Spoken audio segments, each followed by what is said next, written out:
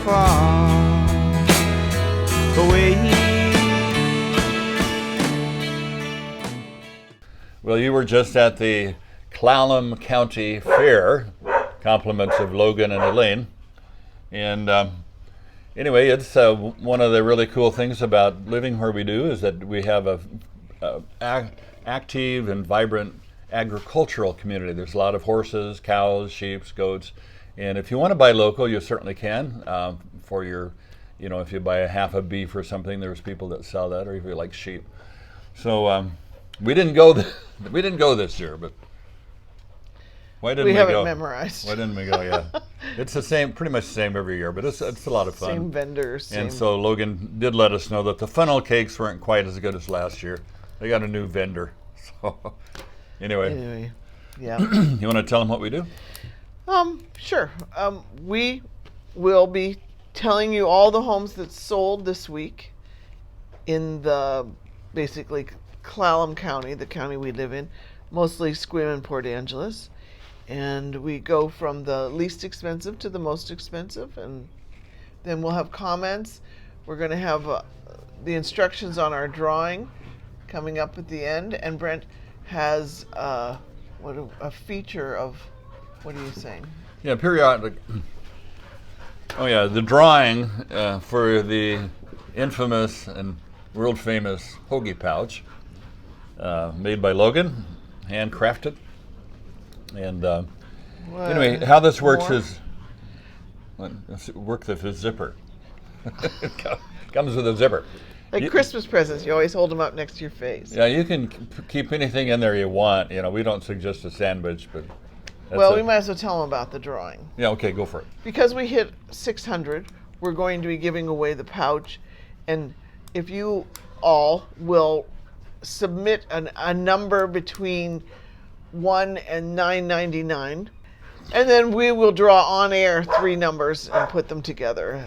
Yeah, and so if you are the closest number, then you win the pouch, and it's free. Of course, you'll have to send us your mailing address. They can handle that. And if just as for fun, if you would like to, take a picture of yourself with the pouch, proud new owners, and we'll show it in one of the weeks to come. So. Okay. Sorry about the dogs. They're sort of... Yeah, so after we go through the houses that have sold, we only have 13 today, so it's going to be a little more brief. We're going to cover a practice that probably some of you have... Well, we're going to pull the curtain back on Winning. a particular thing that happens in real estate. We'll just bait them like that. So because periodically we go over some of the things that you may not be familiar with, like what is escrow, what does title do, how do you negotiate in an offer, how do you present an offer, some of those things. So whole series. Yeah, kind of periodically we'll touch on one of those. And this week when we're done with the houses, we want to go over the whole process of referrals. It's interesting. You're probably familiar with that, but there's certain aspects of that you may not be familiar that it would be good for you to know. So, okay. You want to get right into it? Go for it. Okay. The first home is in Port Angeles on East 7th Street. It listed and sold at $335,000. 1 bedroom, 1 bath, 7 days on the market, built in 1977. It has 870 square feet with .16 standard lot and a saltwater view. And house number 2 in Port Angeles is on C Street Extension. Originally listed for $379,000, it sold for $352,000. 3 bedrooms, 1 bath, 21 days on the market. Built in 1942 with 1,200 square feet and on .19 of an acre with a saltwater and mountain view. Yeah. Okay. Cedar Park Drive, our next home. It listed at $465,000, sold for $440,000, 25 under, and has 3 bedrooms, 2 baths, 16 days on the market, built in 1966, and it has 1,837 square feet on a little more than 1/3 of an acre with territorial view. Cool. House number 4 is on Llewellyn Road, listed originally for $890,000. It sold for $880,000. 4 bedrooms, 3 baths, 4 days on the market, built in 1976 with 2,319 square feet. It's on 9.9 acres, which even a humble house will get more expensive with more land, and a territorial view. Okay. So last home in Port Angeles, 5 homes closed in Port Angeles, is on Hidden Valley. Looks like a nice one. Originally marketed for $1,100,000, and it sold for $100,000 less at an even $1 million. And 3 bedrooms, 2 baths, 1 half bath, 45 days on the market. Built in 2005. It has 2,401 square feet on 2.36 acres with mountain view. Okay, now we move on to Sequim. And the lowest priced home in Sequim this week sold. It was listed for $115,000, and it actually sold for $1,000 more, for $116,000. It's a manufactured home in a park. Finally, an affordable home. Yeah, 2 bedrooms, 2 baths, 4 days on the market. Built in 1975 with 1,336 square feet, and it has a territorial view. Yep. Okay, Dungeness Meadows. We know this area. It's kind of a nice little development, and it's a world of its own. Originally priced at $395,000, sold for $367,500. That's $27,500 less. 2 bedrooms, 2 baths, 51 days on the market. Built in 1980 with 1,496 square feet. A little less than 1/3 of an acre with a territorial view. Okay, moving on to Heath Road, like the candy bar. Listed at $425,000, it sold for $410,000. 3 bedrooms, 3 baths, 38 days on the market. Built in 1990 with 1,631 square feet on 1.1 acres, and it has a mountain view, and it is a manufactured. Has a manufactured view? Yes, a manufactured view. Yeah. Okay, the next one is on Thornton Drive, and this one is listed for $642,900. That's you. And sold for $501,000. That's almost $142,000 under asking. That's quite a bit. Yeah. 2 bedrooms, 2 baths, 1 half bath, 73 days on the market. Built in 1987, 1,724 square feet, with a little under half an acre, with mountain view. Alrighty. Moving on to house number 5 in Sequim is on New Meadows Loop. Originally listed for $619,000, it sold for $617,000. 2 bedrooms, 2.5 baths, 11 days on the market.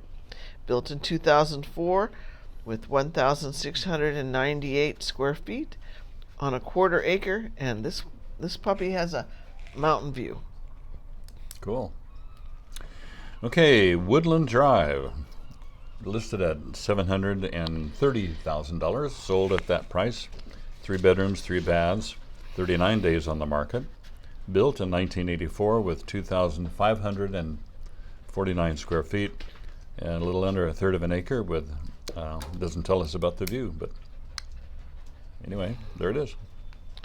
See remarks. I think Yeah. it has a valley view. The valley view. Yeah. You know where Woodland is? No. Go up Sequim Dungeness, and it's the hill. Oh, that's right. Yeah. Okay, and we have 2 homes left. The next one is on Sunny View Drive, listed for $1.180. It sold for $1,160,000. I don't know what the point is. This is a big one. 5 bedroom, 4.5 baths, 55 days on the market. Built in 1991 with 5,126 square feet. I would want to have to clean it. Yeah, a lot to clean there. They have a cleaning lady, I'll bet. Yep, on 3 3/4 acre and a territorial view. Yeah, you're okay as long as your cleaning lady is not the wife. So this next one I wasn't sure if we wanted to talk about it. Oh yeah, what is that? Because it's sold off market. And, Oh. and that's AJ's thing. Yeah, let's. What does it mean to be sold off market? Okay. Means it never, people know people. And anyway. Let's not include it. All right, we're not going to include that mix at 12. And the reason we're not going to include it is that, they've done all kinds of studies. And Logan just cuts that part out. Yeah. So if you sell your home off market, generally it is significantly less money than it would have, on average, you would get than if you sell it on market. Because on market, the market really sets the price, and the realtor and the seller, you're kind of shooting in the dark on the price, really. Even though you do your good research and maybe you're a good realtor, you never know where the market's going to be. And sometimes it's above what you're going to ask, and sometimes it's below. And if it never gets on the market to have available offers, then on average, and I can't remember the percentage, that it's less. It's like 17% less on average, something like that. So anyway. Because you don't have any competition. Yeah. It's not open to.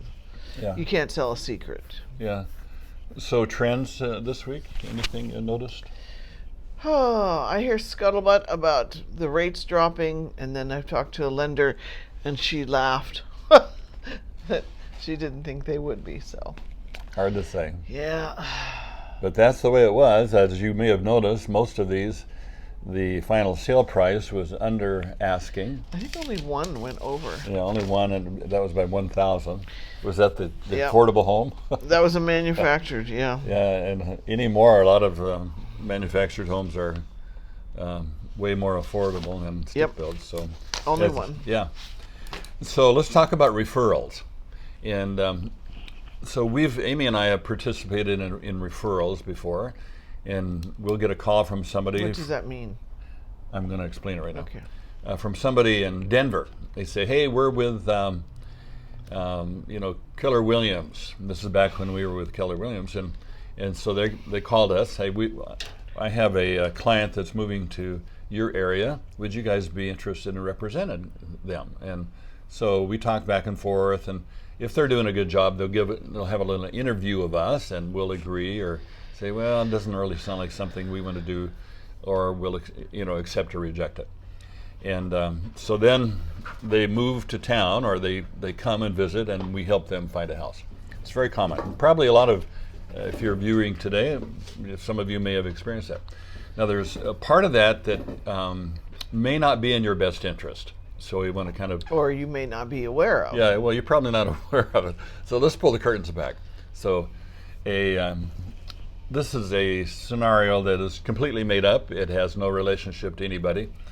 But let's say you're living in Timbuktu, and your realtor is wonderful. She's done an incredible job of listing, marketing, and selling your home. It has been smooth as silk, legal, everybody's happy.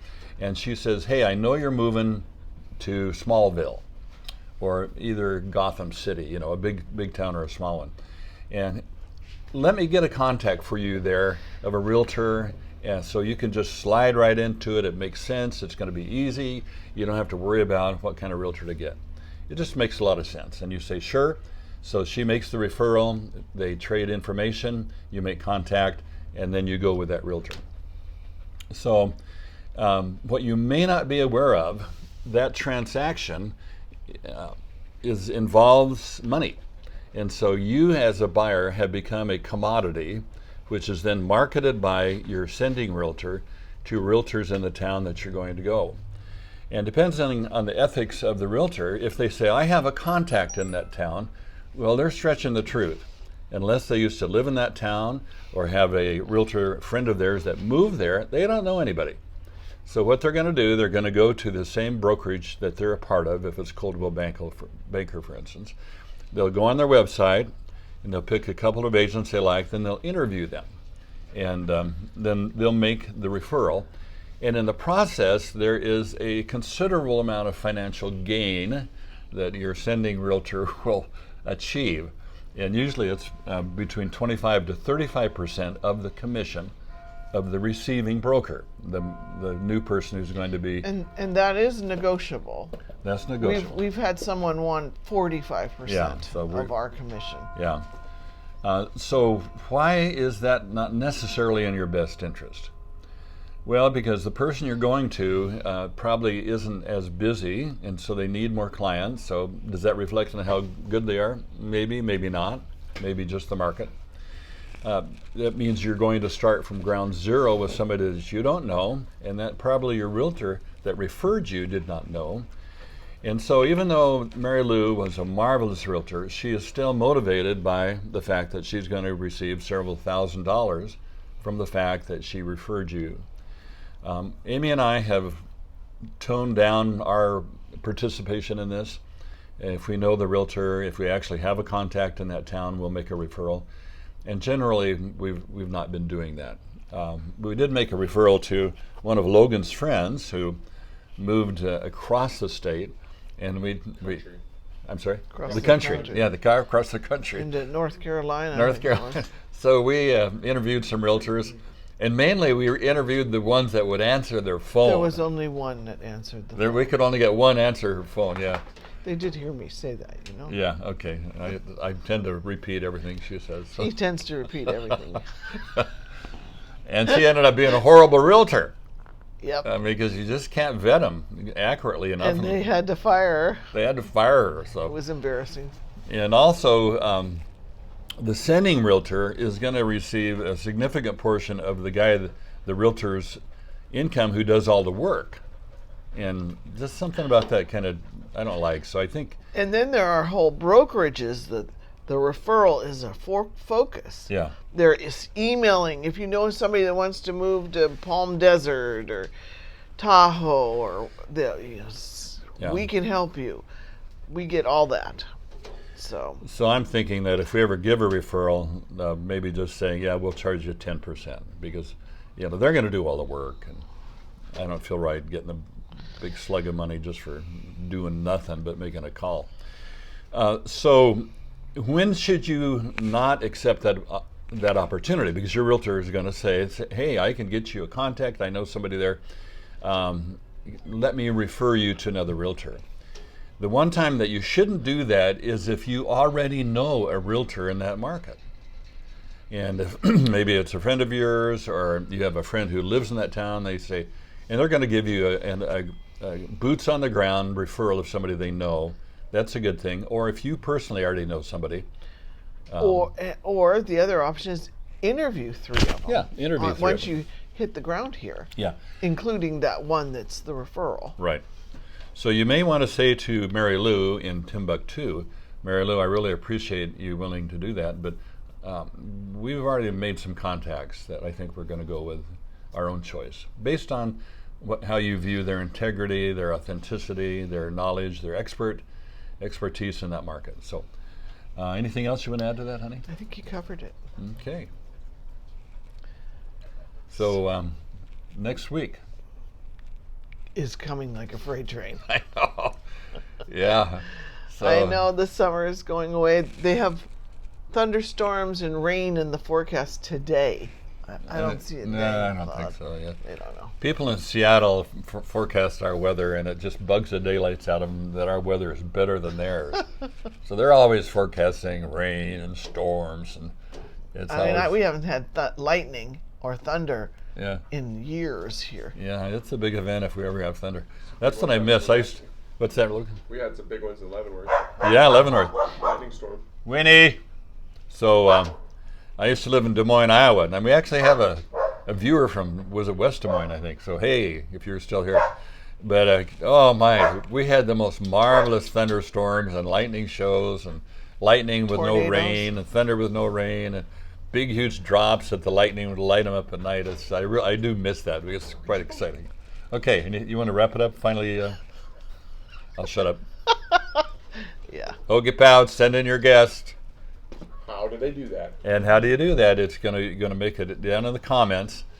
Put your number down there, and nobody else will see it but us. Well, they'll all see it. Everybody sees Do they all see it? Everyone will see it. I'm not. Between 1 and $9.99, because we're going to draw 3 numbers. Oh, so you can actually look and see the numbers that were. Yeah. chosen. Oh, can- I didn't know that. But Oh my. by the time we're shooting the video next week, all the entries will be solidified, so you won't be able to enter after that. Yeah, right. Okay, so you have 1 week to put your number in there, and make us work, because usually we have the 20, 30 entrants, so you have a pretty good chance of getting the pouch if you make one. But let's All see. 600 of you. Yeah, 600. Yeah. and And what's that? we just listed a house yesterday that's very nice. It has a view. Oh yeah. Single level. Everyone. Put it in the video next week. Okay. Yeah, we could do We that. have a Matterport of it. Yeah. If you're thinking about moving to our area, give us a ring. We'd love to represent you. We do it with or without a referral, but we'll give them 10%. What? What's your thing you're going to talk about next week? Thank you. In the series, every ending, can I come up with something? What do you think, honey? I can explain escrow. Escrow. Okay. Well, next week. Yeah. So next week we're going to go in deal with escrow. A very important function. It really. And we should touch on the changes. Well, Yeah. this is the first couple days of the new NAR lawsuit. Yeah. And the interesting thing is the judge hasn't even signed the paperwork on it yet.